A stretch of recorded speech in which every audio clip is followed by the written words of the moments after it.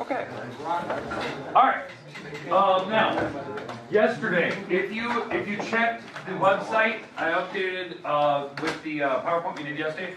I added a couple extra slides in there, stuff that we talked about yesterday, like some of the other companies that we brought up. Some people brought up some interesting things throughout the day yesterday. So I threw a couple of those slides in there. So if you're interested, threw some of those in there so you can kind of see those. All right, today what we're going to talk about is conditional statements, hypothesis, conclusion, like what are the parts to them, what will the homework look like, what do you need to do with it. We'll talk about what a converse is, we'll talk about negation and how you negate the original two sentences, how you can negate the original conditional, how you can negate the converse and what those look like. And then we'll talk about counterexample state. And I'm going to go through one example of something that I honestly, personally believe is incorrect mathematics, but the book and every other textbook I always check always says this, so I'll show you today. You'll understand why I have such a problem with what I'm about to show you.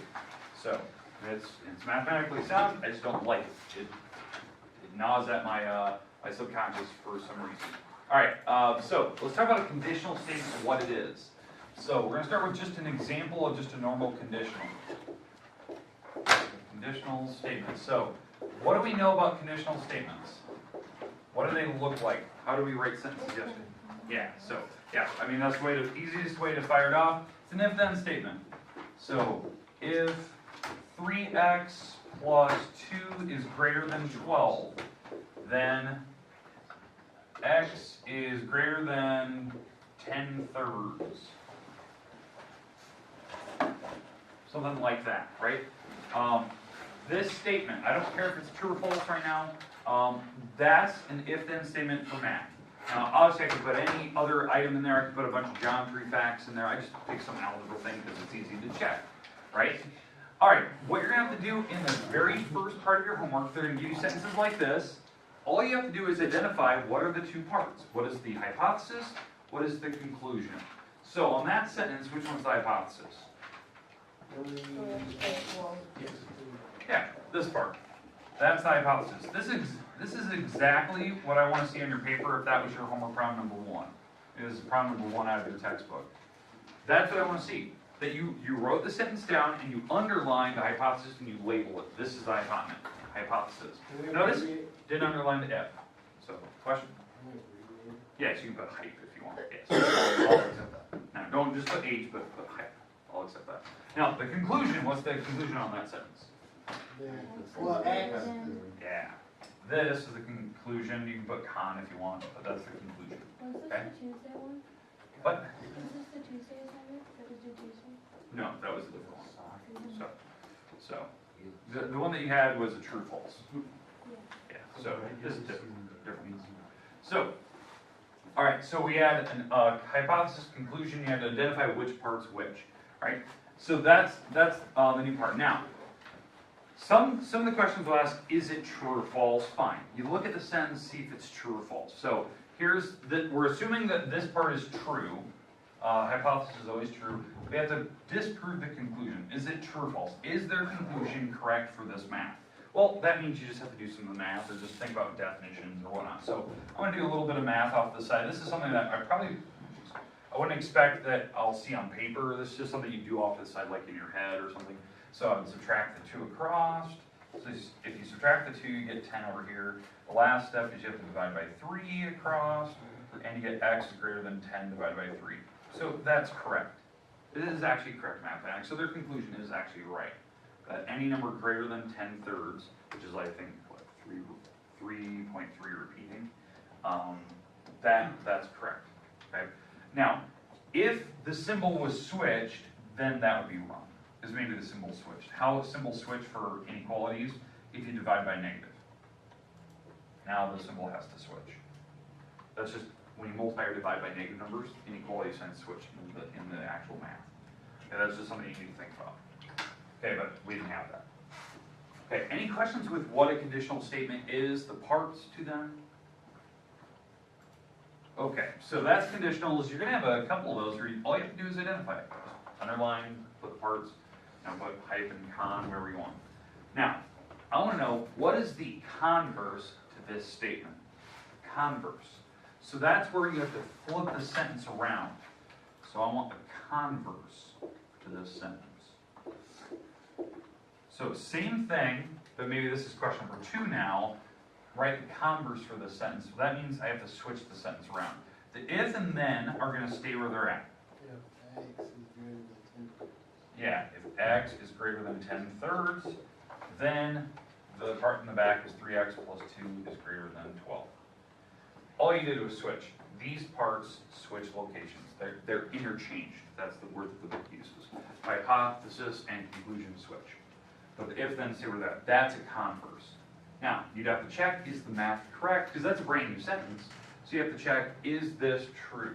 Like from here to there, is that a true statement? Well, they multiplied both sides by 3, making the 3 go away here, and this would be a 3x, and then they added 2 to both sides. So yeah, so if they did the correct math here, these are actually equivalent to each other. They're actually equal. Okay, questions with conditional statements and how to write a converse for it, how you switch it. Okay. Now, you're probably thinking, okay, Ward, this is super simple. Like, I understand that. That's easy. Like, I can identify the parts. I could have done that a week ago. What would make this difficult? What makes this difficult is if they give you just a verbal sentence, and they ask you to take this sentence and write it as a conditional. They don't give you the if-then part. They just give you some mathematical statement. Like, for instance, let me put this on the board, and I want to know your honest opinion how you'd write it. So, in fact, I'd like you to put this one in your notes. I'm going to walk around the room and see what your sentence is. We're going to discuss it. So this is the sentence that the book provides you. It's one of the examples on the book. All squares are rectangles. That's all it says. All squares are rectangles. And what they want you to do is write that sentence as an if-then sentence. All squares are rectangles. That's the sentence they give you. So I want the if-then sentence that contains that. That would make it, I don't care if it's true or false, but that summarizes that in an if-then statement. So a conditional statement for that.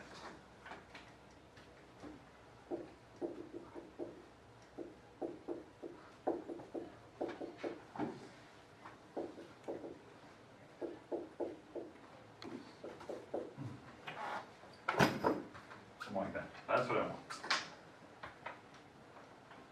And we write it. And you can add other words, you can paraphrase a little bit, you can make it so that maybe it doesn't make it true, but just summarizes what the sentence is basically asking you for.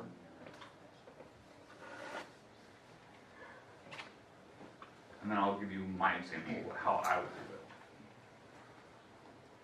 Do we give you like a conditional too, or just an if then right now? If then with the parts for that. That's all I want. So you don't need to write a converse or tell me that child's conclusion. I just want the if then sentence for that. I want to see it. So if you have it, raise your hand. I want to see it. Okay? So we have a couple. Okay. Easy peasy. Okay, these are good so far. Oh, actually typing it. Do I have to be true? Not necessarily. This one. Easy enough. Okay, interesting. I'm gonna come back to this one. Sorry, can't read those now. Okay. It's different than everyone else. Don't erase it. Okay.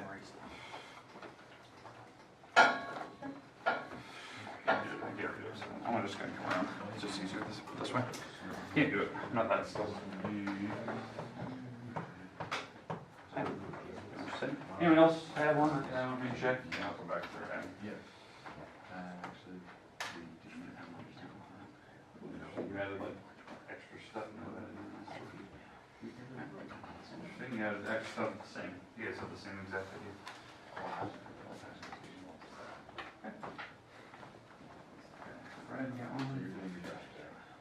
Alright, anyone else want me to double check theirs, see their sentences? So I had some different ones. Most of the part was pretty much what I was expecting.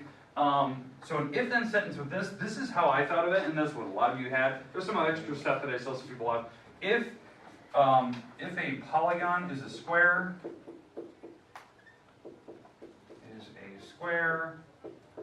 then it is a rectangle. I saw a lot of people basically put, if your shape is a square, then it's a rectangle. That's what I was expecting. Now, there's some other interesting ones. I had some people throw in there like, if you have a square, then it has 4 right angles or 4 sides. Interesting. I mean, I didn't ask for that. Technically, it's still a true statement because they do have 4 sides. But encompassing what this sentence is saying, I'm using the square and the rectangle. So I have a square, then it's a rectangle. I think that encompasses the sentence better than adding some parts to it. Okay, hopefully that makes sense to you now. So I paraphrase a little bit. I use the word polygon. Some people use shape. It's fine. Okay, now, is that true? If you have a square, it's a rectangle. No. It's true. The reason why. If you think about the first sentence, if the first sentence is true, the part by the if, the hypothesis, if this is true, you have a polygon that's a square. You have a square. The definition of a square that has 4 sides, 4 right angles, 4 congruent walls, then yes, it is a rectangle by definition, because the definition of rectangle is easy. All a rectangle says by definition is a 4-sided figure with right angles. Squares have that. So all squares are rectangles. That is actually a true statement. Now, I had one person in the room actually switch the sentence around. Mr. Hackmiller, read your sentence. If a rectangle has 4 sides, then it is a square. Okay. Now, I'm not saying that's true or false, but what he did, he switched it around. He actually wrote the converse instead. Okay? And that made the sentence completely different. It is a form of conditional, but he actually switched it. So the converse was, if a, say it again. If a rectangle has 4 sides, then it is a square. If a rectangle has 4 sides, then it is a square. All right. So that's actually the converse, switching it around. Now, you probably wouldn't need that. That little extra part with 4 sides, because rectangles have 4 sides by definition. So if you have a rectangle, is it a square by definition? So if this is true, you have a rectangle, is the converse automatically a square? No. That's weird, right? We said the other way. My earlier sentence, if you have a square, yeah, it's a rectangle. But not all rectangles have to be squares. Just think about this. You have a rectangle that has 4 right angles, right? It's a rectangle. It's 4-sided. I mean, that's what Mr. Hackmiller even said. It's got 4 right angles.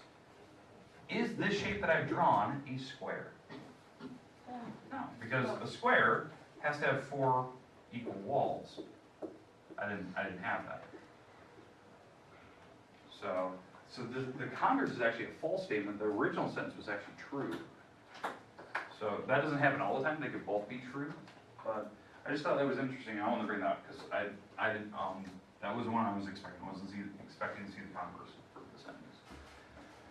Okay, so in your homework, you're going to be doing this. You're going to be taking sentences and writing them as if-then statements. Try to keep them in kind of a similar order, kind of what their conclusion is, what the original hypothesis is.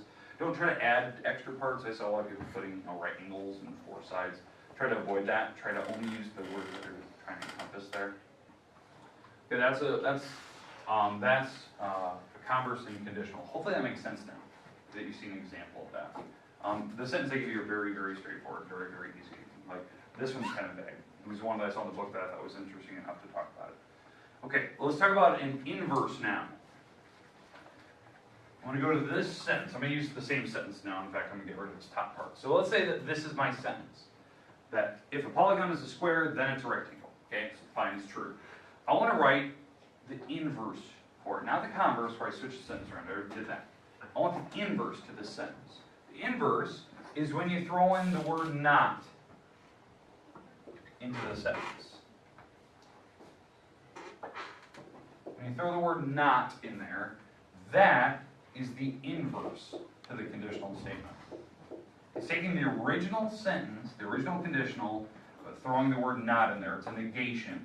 So if a polygon is not a square, then it is not a rectangle. Well, that's not necessarily true. I mean, even though I don't have a square, I could still have a rectangle. Just because it's not divisible to me, it's not a rectangle. So it's true. Okay. All right, but that's an inverse. Notice I threw the word not in there twice. I wrote the sentence with not. Okay? All right. Now, contrapositive. You take the converse and you put the word not in. So the converse, the sentence I wrote earlier, so the converse to this sentence is an if-then sentence. Polygon is a rectangle. If a polygon is a rectangle, polygon is a rectangle, then it is a square. Then it is a square. So now this is the converse, right? We just switched the sentence around. The contrapositive for this, the contrapositive for the converse is where we throw the word not in there. So if a polygon is not a rectangle, then it is not a square. So it's taking the converse and putting the word not in there. So hopefully you understand the parts. Inverse on the original, contrapositive is on the converse. Okay, questions with the idea of like inverses and contrapositives. Those are great examples. You probably should write those down. By the way, the inverse sentence is actually not true, because if a polygon is not a square, it doesn't necessarily mean it's not a rectangle. I could have a rectangle drawn, it's just not a square. The second sentence, the contrapositive, this one, if a polygon is not a rectangle, then it's not a square. That's actually a true sentence, which is weird. The contrapositive is actually true.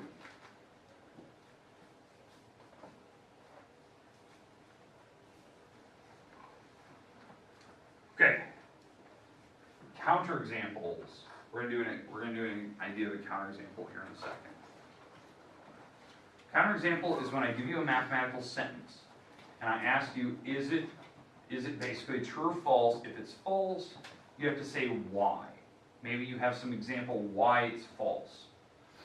So, I'll give you the idea here. Does anyone still need the inverse and contrapositives? Okay, I'll leave it up there just for a little bit. In fact, I'm going to leave that there just for a little while longer. In fact, I'm just going to move over to the other board over here. So let me move the camera just so they can see that. So we're going to do a counterexample now.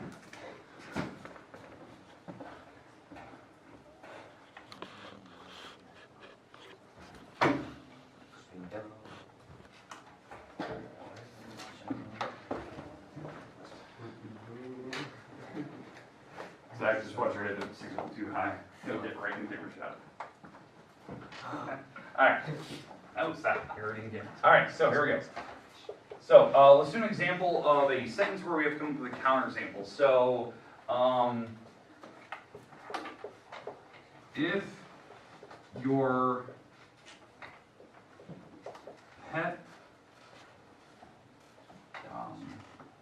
pet has spots, then it's a leopard. What? Sentence, right? Some sentence. It's an if-then statement. If your pet has spots, then it's a leopard.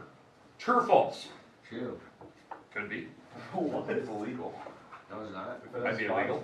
In Iowa, I think it is. It's called liquid cat. Doesn't mean it's a leopard. Yeah. Okay. So, doesn't mean it's a leopard, so what would be a counterexample? Mammal. A mammal of some type? What animal? What mammal would have No. a dog? What type of dog? I don't know one down.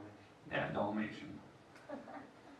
Dalmatian. That's a movie. It's not the name of the dog. A Dalmatian. Hey, that's fun. All right. Dalmatian is a counterexample. We are following that this is actually true, so this part would have to be false. And that's what we're trying to come up with. Can we come up with an example why the conclusion is false? You have to assume the first sentence is true. Your animal has spots. Your pet has a spot.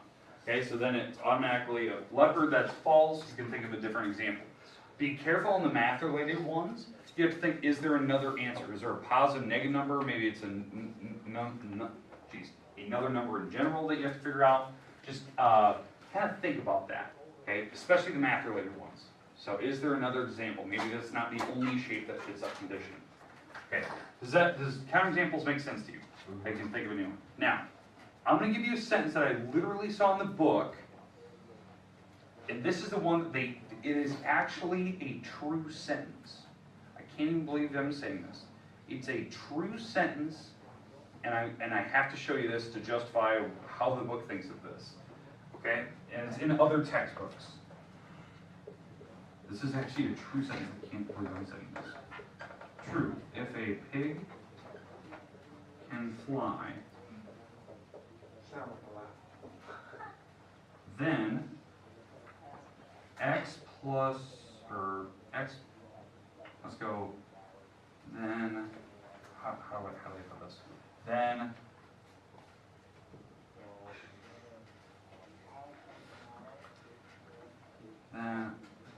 I am taller than the Statue of Liberty. What? How was that true? I paraphrased that ending part. I don't remember exactly how the book says it. I'm taller than the Statue of Liberty. Okay? Yeah. That sentence is actually true. Yeah. Wrap your head around it.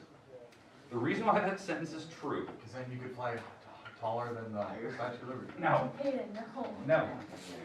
Here's the reason why. Says you. And now, this is my own choice of words. This first part is completely stupid.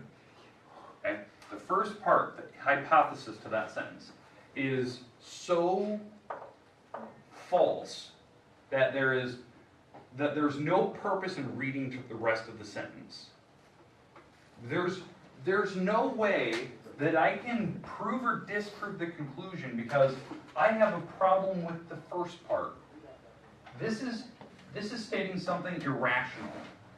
A pig can fly. That does not happen, right? I'm not talking about in an airplane. I'm talking about like has wings and flies, right?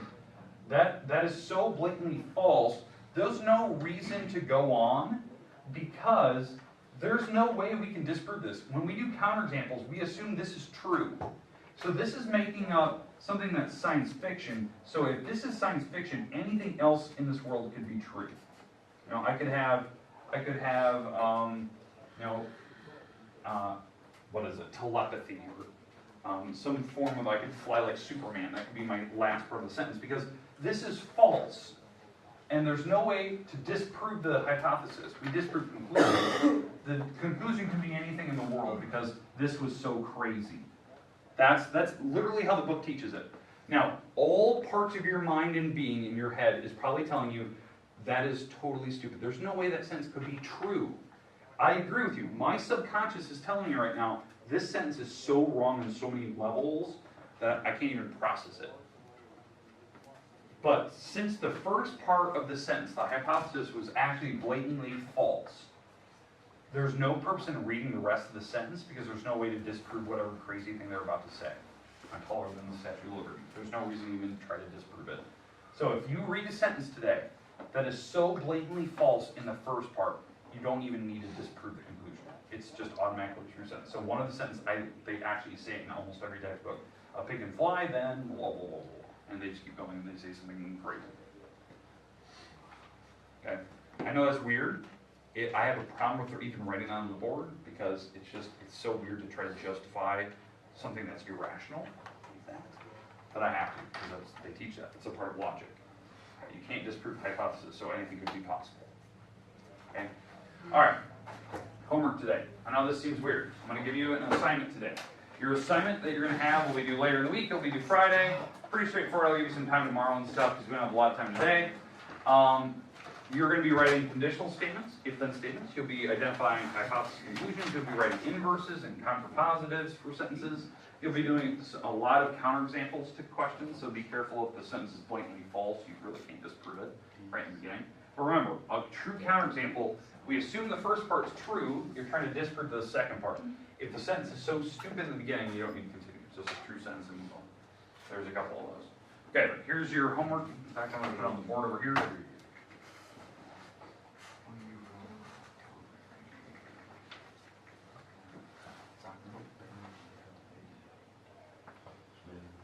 All right. Let me, homework up here. All right. Page 111. Page 111, doing number 1 through 8, 10 through 13, 16, 17, 35 through 46, which are the counterexample problems. And then the last couple, they're going to have you write converses, contrapositives, inverse, first sentences, all the good stuff. The 1 through 8, tell me which part's the hypothesis, which part's the conclusion. 10 to 13, I think is some counterexample problems. Think of the counterexample of this question if it exists. Maybe the sentence is true, because I threw the example there. Can't disprove that. It's too crazy. But there you go.